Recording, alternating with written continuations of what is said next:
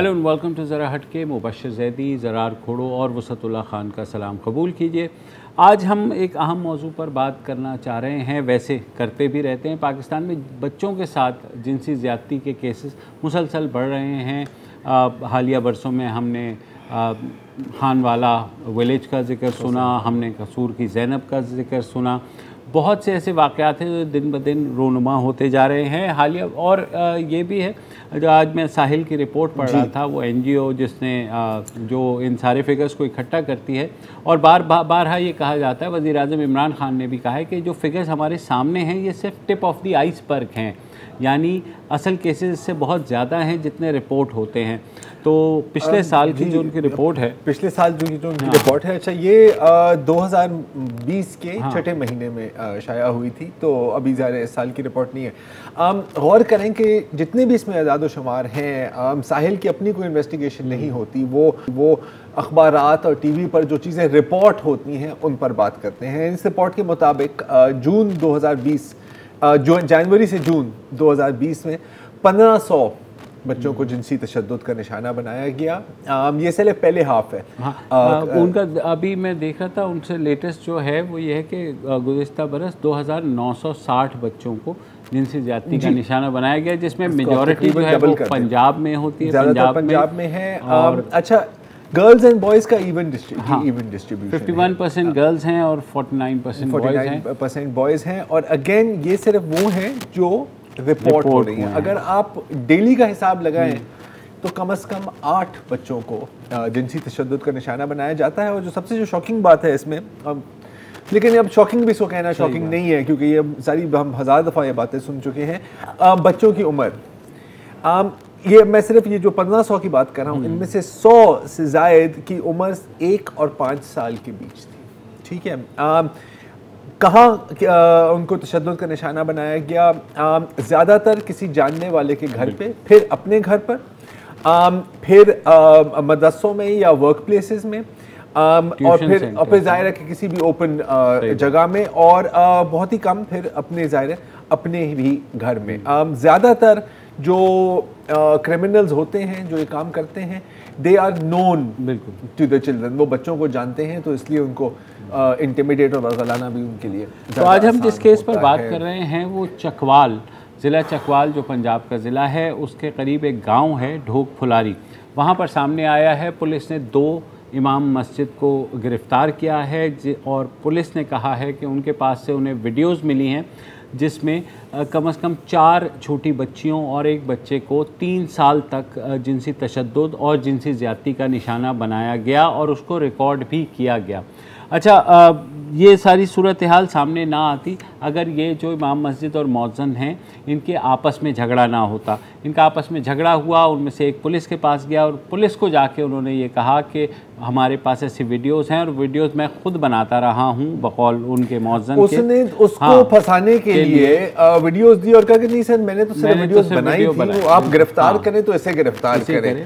दोबारा पुलिस ने दोनों को गिरफ्तार कर लिया है, मुकदमा भी दर्ज कर लिया है। जो सूरत हाल है, जाहिर है ऐसे इंसिडेंट्स पे अमूमन जो पेरेंट्स हैं वो इसको बदनामी के डर से या तो रिपोर्ट ही नहीं करते, ना ही पुलिस के पास जाते। इस केस में भी कमोबेश ऐसा ही हुआ। इसकी तफसीलात जानने के लिए डॉन अखबार के नुमाइंदे हैं चकवाल के नबील अनबू हमारे साथ मौजूद हैं। उन्होंने ही ये इस केस को रिपोर्ट भी किया है। नबील, ये वाक़या कब से चल रहा था ये मामला और कैसे सामने आया, ज़रा पूरी तफसील बताइएगा। अच्छा मुबशर साहब, ये वाक़या कब से चल रहा है एग्जैक्ट टाइम फ्रेम तो पुलिस को भी नहीं पता। वो ये कह रहे हैं कि तकरीबन 3 साल से ये सारे इंसिडेंट्स हो रहे हैं उस मस्जिद में। तो ये भी सामने है, ये जो दोनों यहाँ पे वो दोनों क्लैरिक, दोनों मौलवी थे, एक ही मस्जिद में थे, एक जो था वो दूसरे का नायब था, असिस्टेंट था। जो मेन जो कल्प्रेट है उसका घर थोड़ा मस्जिद से बहुत दूर था, तो वो कभी कभी उसको दूसरे को कहता था कि आज आप जमात करा दें, बच्चों को आप पढ़ा दें। तो ये अभी दोनों की आपस में कुछ चपलिश हुई है, आपस में उनके इख्तिलाफात हुए, तो इस वजह से वो जो दूसरा था उसका असिस्टेंट था वो खुद चला गया पुलिस के पास। DSP भी हैं यहाँ तलगंज में, सिकंदर गोंदल साहब, उनके पास गए। उसने उसको फंसाने के लिए DSP को ये बताया कि ये वो जो बंदा है दूसरा जो मौलवी है वो इस तरह उसने किया है, बच्चों के साथ ज्यादती की है, तो मेरे पास उसकी वीडियोस हैं। वो जब DSP ने उसकी वीडियोस देखी उन्होंने वो एक बच्चे को बुलाया, जो बच्चे की अब तो उम्र 12-13 साल है। तो उस बच्चे ने उन्हें बताया कि मेरे साथ इसने 5 दफा ज्यादती की है और हर दफा मुझे ये थ्रेट करता था कि मैं तुम्हारी वीडियो जो है वो लीक कर दूंगा। तो इस वजह से ये जब उन्होंने फिर पुलिस ने उस बंदे को अरेस्ट किया, जो मेन जो कल्प्रेट था, उसने भी बता दिया कि वीडियो बनाने वाला वो खुद ही है जो आपके पास, जो आपका इन्फॉर्मर बना है। तो इस तरह ये दोनों अरेस्ट हो गए। उसने कन्फेस किया है कि उसने 4 बच्चियों के साथ जो है, उनकी उम्र जो है तकरीबन 6 से 9 साल तक है, उनके साथ उसने ये ज्यादती की है, एक बच्चे के साथ की है। अभी सर तफ्तीश में और पता चलेगा कि और कितने बच्चों के साथ उन्होंने की है, क्योंकि ये जो सामने अभी केसेस नहीं आए, ये वो हैं जिनकी वीडियोस मिली है पुलिस को। पुलिस को तकरीबन 10 वीडियोस मिली हैं। डिस्ट्रिक्ट पुलिस अफसर जो है मोहम्मद बिन अशरफ ने मुझे बताया कि 10 वीडियोस उन्होंने रिकवर कर लिए हैं इनके मेमोरी कार्ड और मोबाइल से। तो ये जो वीडियोज हैं वह वाले केसेज हैं, उन पर अभी FIRs हुई हैं। तो अभी मुझे गाँव में मैंने बात की है वहाँ के लोगों ने, तो वो कह रहे हैं जी केसेज और भी हैं यहाँ पे, कोई ऐसे केसेस भी हैं जिनकी वीडियोस नहीं है और लोग वो सामने नहीं आना चाहते, इस डर से कि हमारी बदनामी होगी। और वो इलाका भी एक देहाती सा इलाका है, लोगों में इतनी अवेयरनेस भी नहीं है, तो लोग ऐसे इश्यूज को वो सामने लाना नहीं चाहते। तो ये अब देखें इन्वेस्टिगेशन में क्या होता है। तो अब नबील मुझे बताएं कि जैसे आप बता रहे थे, आपने अपनी स्टोरी में भी लिखा है, जो बच्चों के वालिदैन हैं वो सामने नहीं आना चाह रहे थे, वो FIR नहीं दर्ज करना चाह रहे थे, वही जो वजूहात जिनका अभी आपने जिक्र किया है। तो फिर बिल आखिर किस तरह राज़ी किया पुलिस ने कि जी अगर आप FIR नहीं दर्ज करेंगे तो ये तो इनको कुछ नहीं होगा, तो ये जो इन्होंने ये जो काम इन्होंने किया है ये फिर बार बार करते ही रहेंगे? ये यहाँ पे जो तलगाम के DSP हैं सिकंदर गोनो साहब और वहाँ के थाना कमन के SHO हैं, उन्होंने ये बड़ी इसमें अहम रोल प्ले किया। उन्होंने लोगों को कन्विंस किया, उनको घर जाकर उन्हें समझाया है कि आप ऐसा नहीं करेंगे तो ये आपके आगे जो बच्चे, दूसरे बच्चे, उनके साथ भी ऐसा होता रहेगा, तो इसमें आपकी बदनामी नहीं होगी। आपकी बदनामी क्यों होनी है? आपने मतलब इस केसेस को, ये जो ऐसे लोग हैं, ऐसे कल्प्रेट हैं, उनके तो अगेंस्ट आपको कार्रवाई करनी चाहिए, आपको बोलना चाहिए। तो ये कुछ लोग हैं वो कन्विंस हो रहे हैं जिनकी वीडियोस सामने आई है जिनके बच्चों की। तो अभी वो बात पब्लिकली अभी वो बात करने के लिए तैयार नहीं है, मतलब मीडिया से अभी मैंने उनके कॉल की है, वो भी अभी इतने तैयार नहीं है कि वो लोग बताएं खोल के। लेकिन उन्होंने एटलीस्ट उन्होंने FIRs में वो कंप्लेनेंट बनने हैं, तो FIRs हो भी हैं। पुलिस के रोल की वजह से पुलिस ने बड़ा अहम रोल अदा किया। तो ये जो मदरसा है, ये बच्चे वहाँ पे पढ़ने जाते थे या वहीं रहते थे, क्या इत्तलात है? अच्छा सर, ये मुख्तलिफ देहातों में, तकरीबन हर देहात में जो मस्जिद होती है वही मदरसे के तौर पर भी वही काम करती है। तो बच्चे मस्जिद में जाते हैं, वो छोटी छोटी मस्जिद होती है, तो वहाँ इतने ज्यादा बच्चों की तादाद नहीं होती, मतलब प्रॉपर एक सेमिनरी नहीं होता जिस तरह हमारा एक मदरसे का कंसेप्ट है। तो वो मतलब अलग सा मदरसा नहीं होता, मस्जिद में जाते हैं बच्चे। तो एक वो ये गांव भी बहुत छोटा सा है, वो बच्चे थे भी 9-10 बच्चे वहाँ पे उस जाते थे। तो उनमें जो बच्चियां थी 4-5, उन बच्चों के साथ वो बता रहे हैं कि जितनी बच्चियां, 4 ही बच्चियां थी, तो चारों के साथ ये साथी हुई है। तो ये जो मामला तनाज़ा अब ये है कि जो नबील, मैं जानना चाह रहा हूँ कि एक फरीक तो बच्चों के वालिदैन हैं जिनके बारे में आपने बताया कि वो हिचकिचा रहे थे, फिर पुलिस ने उन्हें कन्विंस किया। जो जनरल पॉपुलेशन है वहाँ, उसके नज़दीक ये कितनी बड़ी वारदात या ट्रेजेडी है? उनके यहाँ कोई गुस्से का लेवल है या बेगानगी जो है वो दिखाई जा रही है जनरल लेवल पे? जनरल लेवल पे मुसफ़ साहब बहुत ज़्यादा गुस्सा देखने में आ रहा है। स्पेशली सोशल मीडिया पे बहुत इसका स्ट्रांग रिएक्शन हो रहा है और लोग बड़ी मसम्मत कर रहे हैं। और यहाँ पे जो है जो मकामी उलमा जी मकामी लेवल पे जी नबील, ये वुसत की शायद आपको आवाज़ पूरी सही तरह नहीं आ रही क्योंकि वो स्काइप पर है। वो जो सवाल पूछ रहे हैं वो ये है कि आप अगर जब सोशल मीडिया की बात कर रहे हैं तो आप तो एक जनरल बात कर रहे हैं ना, बिलखसूस ये जो गांव है चकवाल, जिले चकवाल का ढोक पोलारी, यहाँ क्या रिएक्शन आ रहा है लोगों का? और ये इसलिए हम सवाल पूछ रहे हैं क्योंकि अगर इतने सालों से ये चीज़ चल रही है तो हो सकता है कि किसी को पता हो या हो सकता है किसी को ना पता हो, लेकिन इसको क्या एक मामूली सी चीज़ ली जा रही है उस गांव में, या कुछ एक गुस्सा भी आया है गांव के रिहायशियों को कि ये कैसे हुआ है हमें पते बगैर? कि गांव में इस हद तक गुस्सा नहीं है क्योंकि गांव के लोग भी इसको अपनी बिस्ती समझ रहे हैं कि पुलिस के पास ये केस चला गया, हमारी ज्यादा बिस्ती होगी। तो ये जो है आप पूछ रहे हैं ना कि गांव में किस हद तक है, इतना हद तक नहीं है गांव में। ओवरऑल जो एरिया है हमारा तलगान का जो एरिया है या चकवाल का एरिया, वहाँ पे बहुत ज्यादा रिएक्शन हो रहा है। और यहाँ तक कि जो तलगान के उलमात कराम है उन्होंने भी इसकी बड़ी मजम्मत की है, उन्होंने भी एक रेजोल्यूशन पास की है और पुलिस को कहा है कि इनको कैसे किरदार तक पहुँचाएं ऐसे लोगों को। दूसरा नबील, जो पुलिस ने अब कह रही है कि मैं थोड़ा इसमें ऐड कर दूं कि ये जो बच्चियां हैं जिस इनके साथ जब ये हुआ है तो इतनी छोटी है बेचारियों को ये पता ही नहीं था कि इनके साथ क्या हो रहा है जी। उनसे हो नहीं सकता कि बच्चों के साथ इस किस्म की ज्यादती और वो बच्चियां घर जाके बताए नहीं, उन्हें कोई लोगों को पता न चले उनके वालिदैन को कि बच्चे के साथ आज कुछ हुआ है। तो मेरे ख्याल में ये तो उनको पता होगा, उन्होंने भी इसको छुपाई रखा है।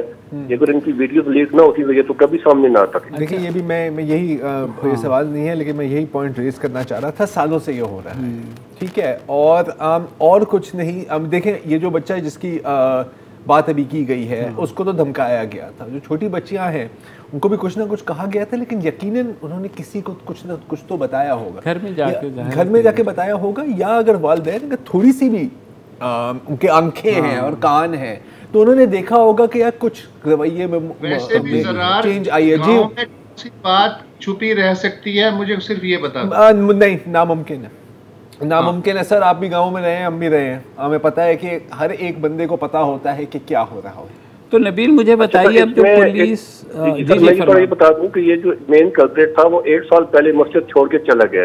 अब ये देखना पड़ेगा कि वो मस्जिद क्यों छोड़ के, जैसे क्या वजह हुई थी, वहाँ उसको निकाला गया गाँव से, क्या हुआ ये भी पता चल जाएगा। वो भी अरेस्ट हो गए, उनका रिमांड है, कल उन्हें पुलिस ने उनको पेश करना है कोर्ट में। और अभी पुलिस ने बच्चियों की स्टेटमेंट भी लेनी है और DPO साहब कह रहे थे कि हम बच्चियों का भी उनकी स्टेटमेंट लेंगे, वो चेक करेंगे, देखेंगे, वो पता चल जाएगा। उन लोगों को तो डेफिनेटली पता होगा। लेकिन तो नबील जो पुलिस है वो अब ये कह रही है कि वो फोरेंसिक इनके एग्जामिनेशन के लिए उन्होंने भिजवाया है। तो जैसे अगर आप कह रहे हैं अगर ये कई माह पुराना वाकया है तो किस तरीके से प्रूफ कर पाएगी पुलिस? पर एक तो वजह साहब ये जो जब शादी होती है इतनी कम उम्र बच्चों के साथ, इस दफों पर जो सेक्सुअल असॉल्ट होती है तो वो तो ऑटोमेटिकली वो पता चल जाता है कि इसके साथ हुआ है, वो किसी टाइम उसका तलब टाइम से नहीं होता। और दूसरा ये पुलिस के पास जो वीडियो है वो वीडियो एविडेंस के बड़ा सा ट्रंक है DPO के मुताबिक। इससे तो जब वीडियो की वो फोरेंसिक करेंगे, फोरेंसिक ऑडिट वीडियो का भी होगा, उनके मोबाइल से उनका भी होगा और उनके जो मेमोरी कार्ड बने पुलिस को उनका भी होगा। ये उससे काफी होपफुल है पुलिस के। तो वालिदैन को पुलिस ने राजी तो कर लिया, लेकिन क्या वालिदैन परसू भी करेंगे इस केस को? पर ये अब कुछ कब कुछ कहना का बड़ा वक्त हो रहा है, वो परसू करेंगे या नहीं करेंगे। चलिए बहुत शुक्रिया नबील, आपने जी वो सर आपने कुछ पूछना है? मैं ये जानना चाह रहा था कि एक मुलजिम तो 1 साल पहले मस्जिद छोड़ के चला गया, दूसरा मुलजिम जो है अब तक नमाज बाजमात अदा करवा रहा था वहाँ। जी बिल्कुल ऐसा ही है। जब उनके शरीक चले गए तो फिर ये वहाँ के इमाम मस्जिद बने। जी एक वक्फा ले।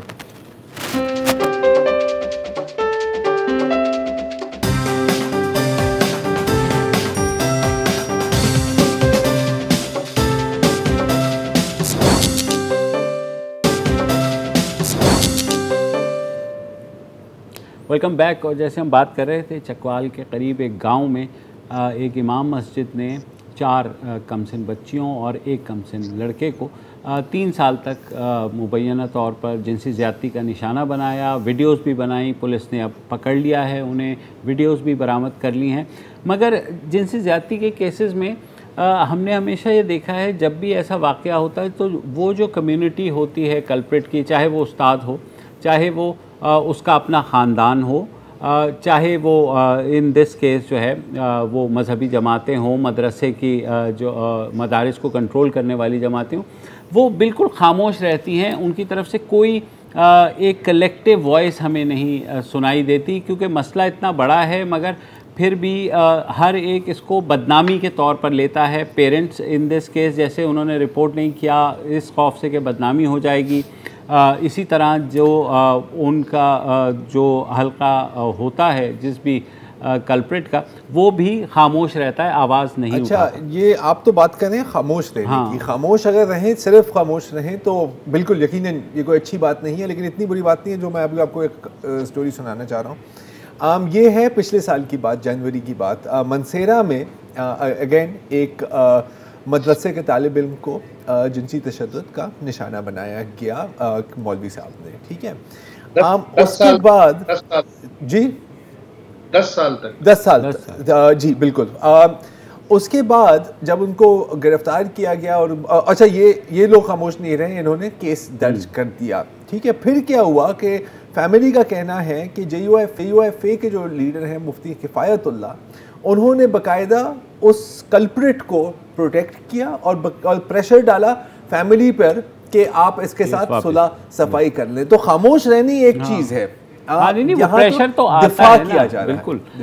हमारे साथ इस वक्त सबूक सैयद मौजूद हैं, सहाफ़ी हैं और बहुत अरसे से मजहबी जमातों को कवर भी करते रहे हैं, और इस तरह के वाक़यात हों तो ज़ाहिर इनकी बातचीत भी होती है। सबूक बहुत शुक्रिया दावत देने का। मुझे सिर्फ ये बताइएगा जब ऐसा कोई वाक़या होता है जिसमें कोई इमाम मस्जिद इन्वॉल्व होता है, उसके ज़ाहिर है ये मदारिस को कहीं ना कहीं रेगुलेट करती हैं, मदारिस की तंजीमें होती हैं, मजहबी जमातें होती हैं, या वो फ़िरक़ा होता है जिसके वो इमाम जिसने तैनात किया होता है।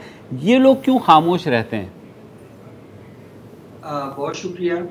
अच्छा, सबसे अहम बात तो ये है कि आप मालूम है कि जो हमारे मदारिस हैं उनमें जो बच्चे पढ़ते हैं, एक तो वो दूर दराज के इलाकों से ताल्लुक़ रखते हैं। दूसरा मसला ये होता है कि वहाँ पर सिर्फ बच्चे ही होते हैं, तालिब इल्म होते हैं, और सोते भी वहाँ पर ही हैं, खाना पीना भी उनका वहाँ पर ही होता है और रहते भी वहाँ पर ही, उनकी सारी रिहाइश सब चीज़ें मदरसे की हदूद के अंदर ही होती हैं।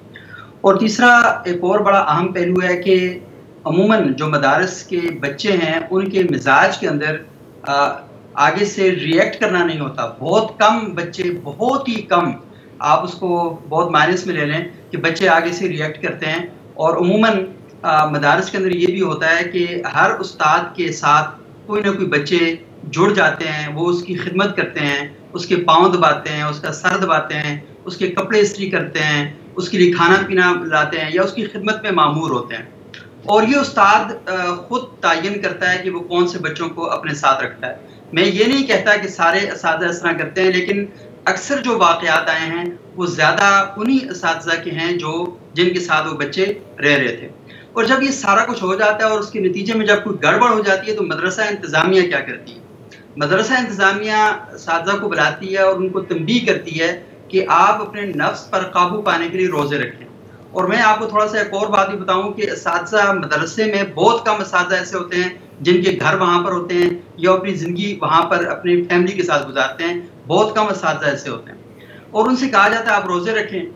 अच्छा, रोज़े रखने के बाद अगर फिर कोई शिकायत आ जाए तो उसको तंबीह का कहा जाता है कि सख्ती के साथ हम आपको निकाल देंगे। और अगर कभी निकाल दिया जाए तो निकालने के बाद वही उस्ताद किसी दूसरे मदरसे में जाके उस्ताद बन जाता है। ऐसा नहीं होता कि उस उस्ताद को मुस्तकिल फिर करेक्टर सर्टिफिकेट की बुनियाद पर किसी और जगह उस्ताद न रखा जाए। और ये ऐसे वाक़यात मेरी आंखों के सामने के हैं, यहाँ मैं इस्लामाबाद के कई वाक़यात बता सकता हूँ। अच्छा, उसके बाद एक और चीज़ जो बड़ी अहम है वो ये कि तालिब इल्म से ये कहा जाता है, अगर कोई उस्ताद ज़्यादा असर रसूख वाला है तो उससे कहा जाता है कि तुम अब इस उस्ताद के कमरे में न जाना। अब उस्ताद उसको बुलाता है, वो नहीं जाता तो एक और बच्चे के ऊपर खौफ होता है, क्योंकि मदरसों के अंदर तशद्दुद करना, मार पीट जो है ये मामूल का हिस्सा है। आपने स्कूलों कॉलेजों के अंदर तो ये कर दिया, मार नहीं प्यार, लेकिन मदरसे के अंदर अभी तक बहुत सी जगहों पर, अभी हालिया इस साल में कई वीडियोज आई हैं जहाँ पर मदरसे के उस्ताद बच्चों को टॉर्चर कर रहे थे। तो ये एक सारी चीज़ है। अब आपने जो सवाल किया कि वो ये किया आपने कि क्यों बोलते नहीं हैं जो मदरसे के उस्ताद, अमूमन ये होता है कि सबसे पहली बात ये है कि मदरसा बदनाम होता है, क्योंकि मदरसे आपने बनाए हैं मसलक की असबियत के नाम पर। और जब आप ये कहते हैं कि फलां मसलक के मदरसे के में उस्ताद ने बच्चे के साथ ये काम कर दिया, तो नतीजे के तौर पर जो मसलक के लोग हैं वो उसका दिफा करते हैं।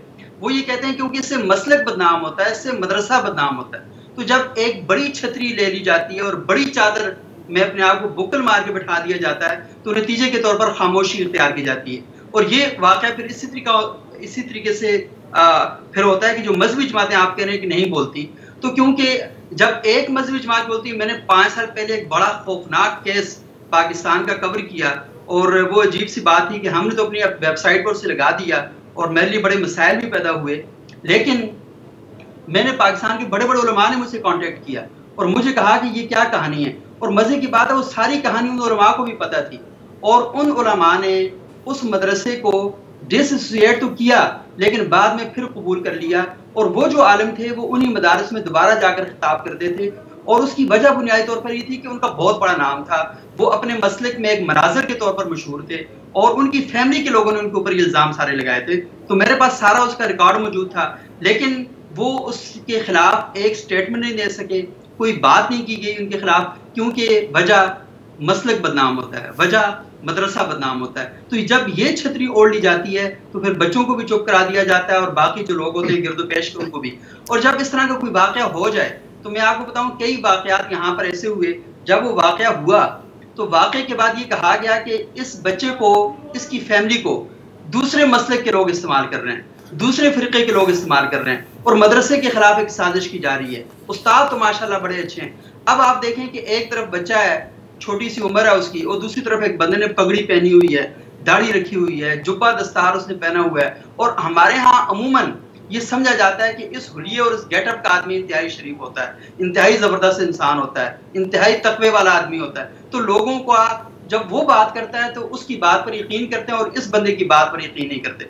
1 मिनट और लेकर मैं छोटे से 2 बातें आपको बताऊंगा। बन्नू में इस तरह का एक वाकया हुआ, मैं उसकी कवरेज के लिए जब वहां पर गया, आप यकीन माने कि मैंने उस बच्चे के बाप का नाम लिया कि उनका घर कहाँ पर है। गली गली मोहल्ले मोहल्ले में बच्चे को ये पता था, अच्छा वो लड़का जिस साथ ये ज्यादती हुई है, ये काम हुआ है।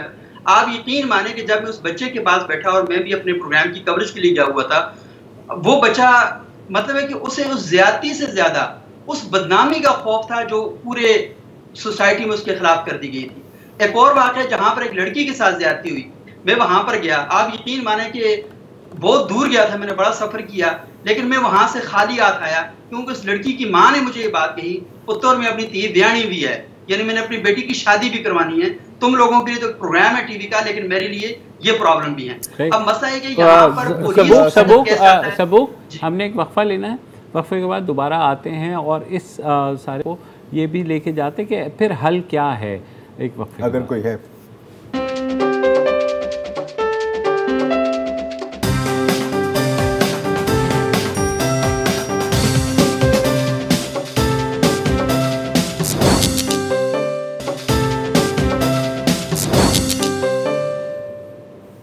Welcome back. हम बात कर रहे हैं सहाफ़ी सबूक सैयद से इस बारे में कि जब किसी मस्जिद या मदरसे के अंदर किसी बच्चे के साथ जिनसी ज़्यादती होती है तो उस पर जो मजहबी जमातें हैं वो क्यों नहीं बोलती और क्या वजह होती है, उस पर तफसील से इन्होंने बताया कि क्या वजूहात होती है, बदनामी का डर होता है। तो सबूक इसका मतलब है कि फिर इस मसले के हल के लिए हमें वालिदैन की तरफ देखना पड़ेगा, जो वैसे तो ज़ाहिर है बच्चों को भेजते हैं मसाजिद में कुरान पढ़ने के लिए, लेकिन बारहा हमने ऐसे केसेस देखे हैं। तो क्या वालिदैन के अंदर अभी तक ये अंडरस्टैंडिंग नहीं आई कि उन्हें फॉलो अप भी रखना है इस सारी चीज़ का, कि बच्चे उनके महफूज हैं या नहीं? मुबशर भाई देखें, एक बुनियादी मसला तो ये है कि वालिदैन ये समझते हैं कि वही जो वज़ाक़ता का असरात है ना, वो बड़े दखील हैं इस सारे मामले में। और वालिदैन ये समझते हैं कि ये शख्स तो कुरान पढ़ाने वाला है, कुरान के सांचे में ढला हुआ एक इंसान है, और ये इबादत और रियाजत और इंतहाई नेकी के कालब में ढला हुआ साफ सुथरा इंसान है, तो वो तो ज़ाहिरी वज़ाक़ता पे जाते हैं। और देखिए सबसे बड़े प्रॉब्लम, मैंने आपको एक हिस्सा तो बताया मसले का जिसका ताल्लुक मदरसे के साथ है, दूसरा जो ताल्लुक है वो असल में है वो टीचर जो घरों में ट्यूशन पढ़ाने के लिए आते हैं।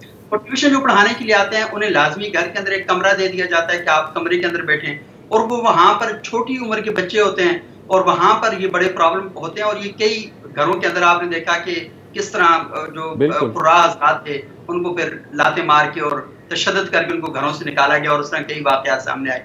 वालिदैन अब ये नहीं देखते कि जिस कमरे में वो अपनी बच्ची को, अपने बेटे को पढ़ाने के लिए छोड़ रहे हैं, वहाँ पर खुद उनकी नज़र जाती ही नहीं जाती, वो बार बार आके उसको देखते नहीं देखते। और अमूमन उसकी एक बड़ी वजह ये भी है कि अमूमन जो कारी हजरात घरों में पढ़ाने के लिए आते हैं वो असर से मगरिब यानी इस टाइम पर वो बच्चों को घरों में पढ़ाने के लिए आते हैं। और ये टाइम वो होता है कि घर के सारे मर्द अमूमन बाहर होते हैं, वो कहीं जॉब कर रहे हैं या जॉब से आ रहे हैं या कोई खरीदारी कर रहे हैं, इस टाइम पर मसरूफ होते हैं। और जो माएँ और बहनें हैं वो घरों के अंदर बैठी होती हैं, क्योंकि वो कारी साहब से पर्दा करती हैं, कारी साहब भी पर्दा करते हैं उनसे। तो ये एक टाइम ऐसा होता है कि जो बड़ा खौफनाक सा होता है, और पेरेंट्स उस हसासियत को समझ नहीं पाते। और बच्चे जो हैं वो खुद नहीं समझ पाते। अभी आपके जो रिपोर्टर थे चकवाल से, और वो बात बता रहे थे कि उन बच्चों को पता ही नहीं होता कि उनके साथ असल में हो क्या रहा है, तो वो इसलिए उस बात को बयान भी नहीं कर पाते। और ये जब सारा एक सिनेरियो बनता है, तो उस सिनेरियो में आपने कहा थी कि हल क्या है? हल तो असल में सबसे बड़ी बात वही है कि पेरेंट्स को खुद सोचना है, क्योंकि मदरसा और कारी सैयद एक मिनट यहाँ रुक जाइए। हल से पहले मैं बताना चाह रहा हूँ, बल्कि डिस्कस करना चाह रहा हूँ कि ये जो हम कहते हैं ना कि जी वालिदैन क्या करते हैं क्या नहीं कर सकते। वालिदैन क्या कर सकते हैं? आप ये देखें कि जो मदारिस में जो क़याम करने वाले तलबा हैं, उनकी तादाद किस तबके से है। उनके पास तो उन बच्चों को रोटी खिलाने, कपड़ा और जूता देने की सकत नहीं है, तो कम से कम मदरसे में वो उन्हें जूता मिल जाता है, रोटी मिल जाती है, कपड़ा मिल जाता है, रिहाइश मिल जाता है। तो जब वो इस बुनियाद पे बच्चों को वहाँ दाखिल करा देते हैं, तो उसके बाद मदरसा जाने और बच्चे जाने, इतना पिसा हुआ तबका है जो वालिदैन की हम बात कर रहे हैं कि उसकी तो आवाज़ ही नहीं है। तो ये सारा का जो एलिमेंट है, इसको तो हम नज़रअंदाज ना करें ना प्लीज़। ये बिल्कुल वसीम साहब आप बिल्कुल ठीक बात कर रहे हैं, क्योंकि मैंने जो पहली बात की थी वो यही था कि जो मदारिस के अंदर जो बच्चे हैं वो बहुत दूर दराज के इलाकों से आते हैं। आप खुद कराची में रहते हैं, तो आप कराची में मदारिस में जाके सर्वे करें तो आपको लगेगा कि वो बच्चे पाकिस्तान के 500 किलोमीटर, हजार किलोमीटर दूर के इलाकों से आते हैं, वहाँ पर बैठ के वो पढ़ रहे होते हैं, और लाजमी वहाँ पर प्रॉब्लम होते हैं। मैं सारे मदारिस के बारे में बात नहीं करता, लेकिन अक्सर मदारिस में ये हमने देखा है कि इस तरह की जो इश्यूज हैं उनको हसास मौजूद समझा ही नहीं जाता।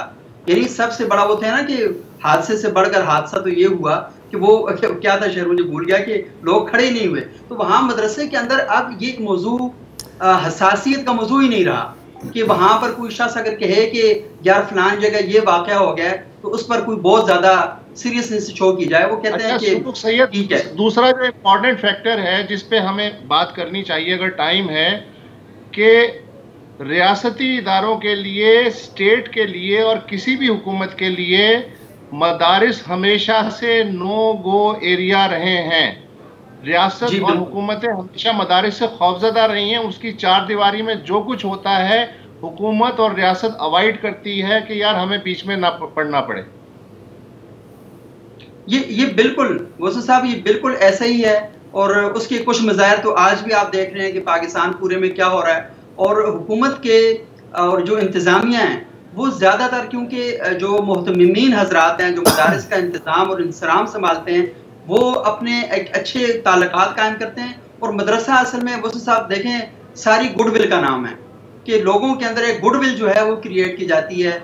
और इसे आप ये कह सकते हैं कि अपना एक वजीहाना चेहरा सोसाइटी के सामने रखा जाता है, और सोसाइटी को ये बताया जाता है कि हम रूखे सूखी रोटी खाकर बोरिया नशीन खुदा के दीन की नुसरत के लिए, तबलीग के लिए, लोगों को सिखाने के लिए हम इकट्ठे होते हैं। और जो ज़ाहिरी तौर पर सारा कुछ जो सामने चीज़ें रखी जाती हैं वो तकरीबन यही होती हैं। और फिर नतीजे के तौर पर ये होता है कि हमारे जो इंतज़ामिया के लोग हैं तो वो सब देखें वो आम इसी तरह के लोग हैं कि जिनका जहन यही है कि अगर हम किसी और जगह पर गलत काम कर रहे हैं, किसी और जगह कोई इस तरह की चीज़ें वो मैनेज कर रहे होते हैं, वो कहते हैं यार कम से कम अल्लाह के घर को तो छोड़ देना चाहिए, वहाँ पर हमें ये नहीं करना चाहिए। और दूसरी बात वही कि मैंने आपसे कहा कि वो अपनी वज़ा ख़ता का भरपूर फ़ायदा उठाते हैं। और क्योंकि ये मुतकल्लिमीन होते हैं, यानी बहुत ज़बरदस्त किस्म की गुफ्तगू करने वाले होते हैं, और आम और सादा लोग अफराद तो 5 मिनटों में इनके जोश खिताबत में और उसलूब कलाम में और दलाइल में इस तरह बह जाते हैं कि उनके पास कुछ रहता ही नहीं है कि वो इनके सामने कोई गुफ्तगू करें।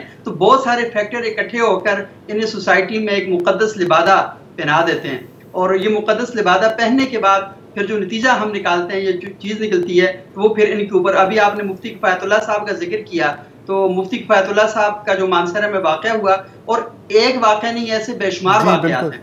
और जी नहीं बिल्कुल जी हाँ, ऐसे बेशुमार वाक़यात हैं कि जहाँ पर सिर्फ इसलिए कि वो उनके मसलक का आदमी है, उनकी तंजीम का आदमी है, उनकी जमात का आदमी है। और दूसरा जो तबका है वो जैसे वसूल साहब बता रहे हैं कि बहुत बेबसी है, तो उस बच्चे के केस में भी इंतहाई बेबसी थी। वो इंतहाई गरीब तबके का आदमी था, मासूम सा बच्चा, उसके पास खाने करने के लिए भी कुछ नहीं था और उस मदरसे के अंदर रह रहा था। और वो तो इंतहाई हालत में उसने अपने वालिदैन को बताया कि जब उसकी जान बिल्कुल ख़त्म हो पा रही थी, उस वक्त उसने जिक्र किया कि हाँ मेरे साथ ये हुआ है, इसके नतीजे में मैं ऐसा हो गया हूँ। तो ये जो सारी सूरत हाल है, तो ये बहुत बड़ी सरपरस्ती हासिल होती है। और आज तक आपने देखा कि इस तरह के कोई वाक़यात हों, उन वाक़यात में जो मदारिस की नुमाइंदा ज़िम्मेदार तंजीमें हैं, उन्होंने खुलकर सरेआम इनकी मजम्मत की हो। और आप उसी मानसरे का एक वाक़या है कि जिसमें मदरसे के एक उस्ताद ने कैरी डब्बे में 2 लड़कियों को बिठाकर म्यूजिक ऊंची आवाज से लगाकर उनके साथ ज्यादती की थी। और उस वक्त पाकिस्तान की जो मजहबी मदारस की जो तंजीम है, उसके तर्जुमान ने जो बयान जारी किया, उसने वो डिनाइल का, उसने कहा कि इस बंदे का मदरसे से कोई ताल्लुक नहीं था, ये एक सब्जी मंडी में इसकी दुकान थी, यानी उसको सब्जी फरोश करार दिया गया। और सोसाइटी की तरफ से वो बयानिया बहुत जल्दी कबूल कर लिया जाता है। लोग ये कहते हैं कि मदारस को अंग्रेज बदनाम करना चाह रहा है, अमेरिका मदरसों के खिलाफ है, अफगानिस्तान में जंग हो रही है। तो एक इतना बड़ा सिनेरियो क्रिएट कर दिया जाता है कि फिर आपके पास कोई बात ही नहीं बचती कि इन लोगों को कैसे समझाया जाए और उन्हें बताया जाए कि भाई ये भी इंसान है। और इंसानों के अंदर भी बदतरीन एक सूरत यह है कि वो ज्यादती भी करते हैं और फिर एक मजहबी चोला भी पहन लेते हैं। बिल्कुल। हम बात करें कि मजम्मत क्यों नहीं होती, और उसका सुबुक साहब ने बड़ी अच्छी तरह से समझाया हो भी क्यों। ये कौन सा कोई इतना बड़ा इशू है, जैसे ये बयान कर रहे हैं हमारे बच्चे कोलैटरल डैमेज हैं, दरिंदे उनको खा जाएं, कोई बड़ी बात नहीं है। आम मजम्मत किन बातों की होती है? अगर कोई खुदा न खास्ता चाइल्ड रेप के ख़िलाफ़ एक प्लकार्ड उठा ले तो फिर पर्चे दर्ज होते हैं, झूठी वीडियोस अपलोड होती हैं, उन वीडियोस की बुनियाद पर, झूठ की बुनियाद पर गुस्ताखी के पर्चे होते हैं। आप एक स्टिकर उतार दें गुस्ताखी का पर्चा, लोग आपको कत्ल करने लगाएंगे। अमर जलील साहब के साथ क्या हुआ, अभी इफ्ताब इकबाल साहब के साथ क्या हो रहा है, फैसलाबाद में क्या हो रहा है। अगेन ये तो मतलब अगर मैं सिर्फ दोहराने लग जाऊँ तो 2 घंटे तो वहाँ ही चले जाएंगे। आप नतीजा क्या होता है, मैं आपके साथ एक स्टोरी शेयर करना चाह रहा हूँ। हाल में ही कुछ महीने 1.5 की बात है, एक डॉक्टर साहब ने मैं जानता हूँ उन्होंने पूरी एक किस्सा बयान किया सोशल मीडिया पर कि एक आए कोई 18-19 साल के शख्स जो पूरी ज़िंदगी मदरसे में ही बचा था, उनकी कोई बीमारी हो गई थी उन्हें। तो उनकी जो ब्लड स्क्रीनिंग करते हैं ना कोई भी दवाई देने से पहले, पता लगा उनको HIV थी। ठीक है, उससे पूछा कि ये क्या हुआ, तो उसने बताया कि जी जब मैं छोटा था तो मेरे साथ ये तो बिल्कुल मैटर ऑफ फैक्ट, जैसे मैं आपको बता रहा हूँ कि यार ये मैं पानी पी रहा हूँ यहाँ पे, या मेरे सामने कागज़ है, ये मेरे हाथ में फ़ोन है, कैसे कि नॉर्मल है कि जी मेरे साथ पूरी बचपन में मेरे साथ ये किया गया। उसने कहा और अब मैं वही करता हूँ छोटे बच्चों के साथ जो मेरे साथ किया जा रहा है। और उनको बोला गया कि जी मतलब आपको पता है आपको HIV है, आप ये बीमारी फैला रहे हैं। तो वो ऐसी बात करने लगा जैसे कि ये बंदा पागल है, मेरे से क्या बातें कर रहा है, ये तो मामूल है। This is the reality. तो और ये हमारी प्रायोरिटी नहीं है। कोई कहता है कि किसी से पूछो कि क्या वजह है, वो कहते हैं जी फहाशी है जी, नहीं औरतों का लिबास है। ये 4-5 साल की लड़कियों का कौन सा लिबास था यार? हाँ, ज़ैनब का कौन सा लिबास था? हम ये बातें करते हैं, जो असल फहाशी है वो हमें नजर आती है, ऐसा नहीं है कि हमें नहीं नजर आती, हम देखना नहीं चाहते तो फिर हम कोई बहाना ढूंढते हैं। अगर कोई मसला है तो ये तुम्हारी वजह से, अगर कोई मसला है तो ये टीवी ड्रामा की वजह से। लेकिन जो असल कैंसर है ना, उसका हम पैनाडोल से इलाज करने की कोशिश करते हैं और फिर हम सोचते हैं कि यार हम मर क्यों रहे हैं। ये हकीकत है। चलो एक वक्फा लेते हैं, वक्फे के बाद वापस आते हैं।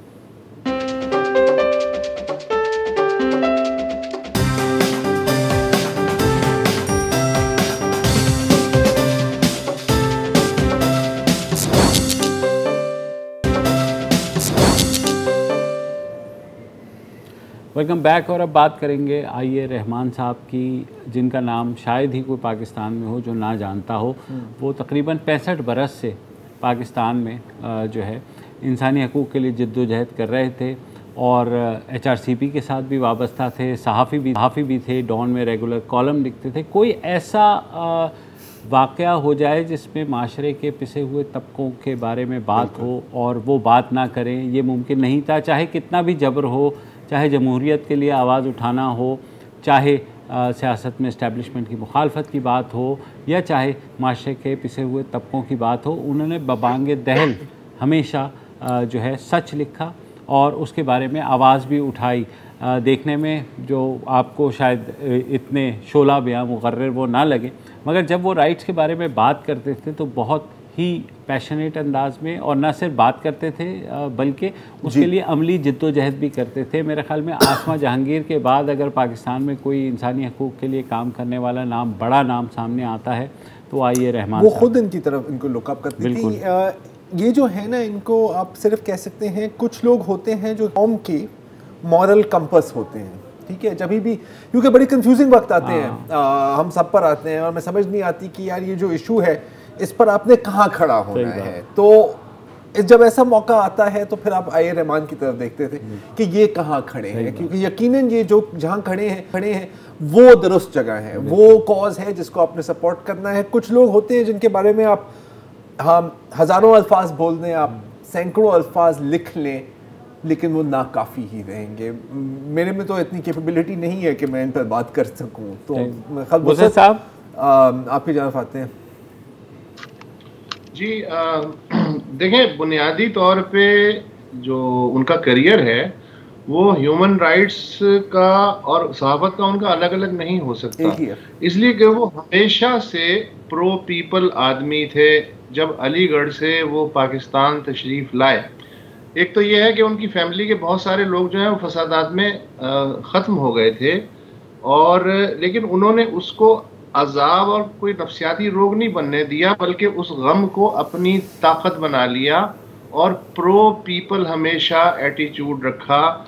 फैज़ साहब के साथ वो पाकिस्तान टाइम्स में रहे, फिर एडिटर रहे, उसके अलावा फिर व्यू पॉइंट के एडिटर रहे, फिर 1970 में जबकि बिल्कुल हर तरफ चुप लग गई थी, 71 का जो ईस्ट पाकिस्तान में ऑपरेशन हुआ है, तो आइए रहमान उन गिने चुने सहाफ़ियों में से थे जो उंगलियों पे भी पूरे नहीं आते, जिन्होंने कहा कि ये जो कुछ हो रहा है मशरक़ी पाकिस्तान में मिलिट्री एक्शन, ये गलत हो रहा है।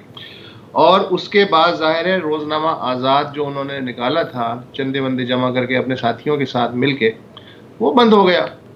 फिर उसके बाद भुट्टो साहब आए, ज़ियाउल हक आए, ज़ियाउल हक के दौर में वो 6 महीने कैद में भी रहे। अच्छा, कभी उन्होंने अपनी किसी कुर्बानी का, किसी कंट्रीब्यूशन का ना तो क्रेडिट लिया और ना वो इस पे बात करना पसंद करते थे। अच्छा, नाम में तो उनके आई लगा हुआ है, लेकिन उनकी गुफ्तगू में आपको कभी भी आई नहीं मिलेगा, वी मिलेगा कि हमने ये किया, हम वो कर रहे हैं, हम उनके लिए ये है। तो ये जो हालात हैं उस लिहाज से आप देखें, माशाल्लाह 90 साल की भरपूर उम्र पाई, और एक एक लम्हा, जिसे कहते हैं ना कि टाइम इज़ मनी, वो आइए रहमान से कोई सीखे कि उन्होंने एक एक लम्हा जो है बेकार नहीं जाने दिया। आज 12 को उनका इंतकाल हुआ है, 8 तारीख को अब से 4 दिन पहले 90 साल का ये सहाफ़ी और ह्यूमन राइट्स एक्टिविस्ट डॉन में इसका आखिरी मजमून छपा है जी। तो आखिर वक्त तक उनकी माशाल्लाह हर फैकल्टी काम कर रही थी, वो पूरे जो हैं पूरी कुव्वत के साथ उम्र अपनी जगह, लेकिन उन्होंने कभी भी ये महसूस नहीं होने दिया कि उम्र की वजह से वो पीछे रह गए हैं। तमाम अहम कॉन्फ्रेंसों में आप उन्हें देख सकते थे, तमाम अहम मीटिंग्स में दे सकते थे। इस उम्र में जितना वो ट्रैवल करते थे, मैं तो भाई अभी 60 साल का हुआ, मैं तो तसव्वुर नहीं कर सकता। तो ये बहुत ही जिन्नाती किस्म की उनमें सलाहियतें थी। अच्छा, ये जो आपने बात की ना वुसअत के, अपनी बात कभी नहीं की। आज मैं देख रहा था, और जाहिर है कि बहुत लोग आज तहसीन पेश कर रहे हैं, अपनी ट्रिब्यूट्स पेश कर रहे हैं, और अपनी एक्सपीरियंस और अपनी जो कहानियाँ हैं आए रहमान साहब के साथ जुड़ी हुई वो बयान कर रहे थे। मोहम्मद हनीफ की मैंने एक ट्वीट देखी, मैं आप दोनों के साथ शेयर करना चाह रहा हूँ अगर आपने नहीं देखी, कि रज़िया भट्टी साहिबा न्यूज़ लाइन की जो चीफ एडिटर थी, फाउंडर थी, तो आए रहमान साहब जैसे भी वसत कह रहे थे कि लिखते भी बहुत थे, डॉन के लिए लिखते थे, मुख्तलिफ मैगज़ीन्स और पब्लिकेशंस के लिए। तो जब रज़िया भट्टी साहिबा ने पहला चेक भेजा आए रहमान साहब को कि सर आपने हमारे लिए लिखा है, ये आपके लिए चेक है, उसने वापस भेजा एक नोट के साथ कि जी जब आप अपना पहला मिलियन या पहला करोड़ बना लेंगे ना, तो फिर आप मुझे पेमेंट करना।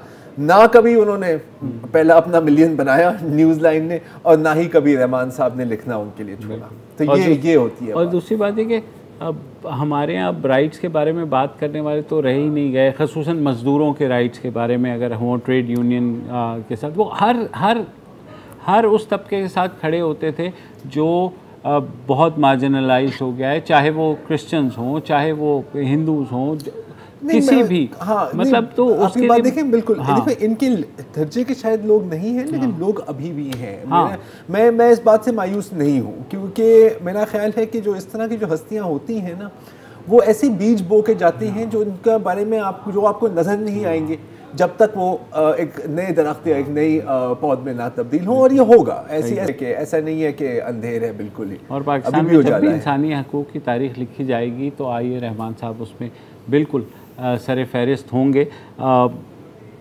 हम लोग अपनी तय बड़ी कोशिश करते हैं कि कम से कम कुछ ना कुछ उनके बताए हुए रास्ते के ऊपर चलें, और ऐसे बहुत से उन्होंने दिए जलाए हैं पूरे पाकिस्तान में, जो लोग आप देखते हैं कि अपनी जान को ख़तरे में डालकर कम से कम बात ज़रूर करते हैं, राइट्स के बारे में एहतजाज करते हैं, रियासत को, हुकूमत को उसका फ़र्ज़ याद दिलाते हैं। मेरे ख़्याल में यही उनका सबसे बड़ा पैगाम था। और जिस तरह से उन्होंने ज़िंदगी गुजारी, जैसे वुसअत कह रहे थे, उतनी हिम्मत शायद ना हो लोगों में, लेकिन वो जज्बा जो है वो यकीनन हमेशा रहेगा जब तक पाकिस्तान रहेगा। फ़िलहाल इतना ही, कल दोबारा हाजिर होंगे। इजाज़त दीजिए, खुदा हाफ़िज़।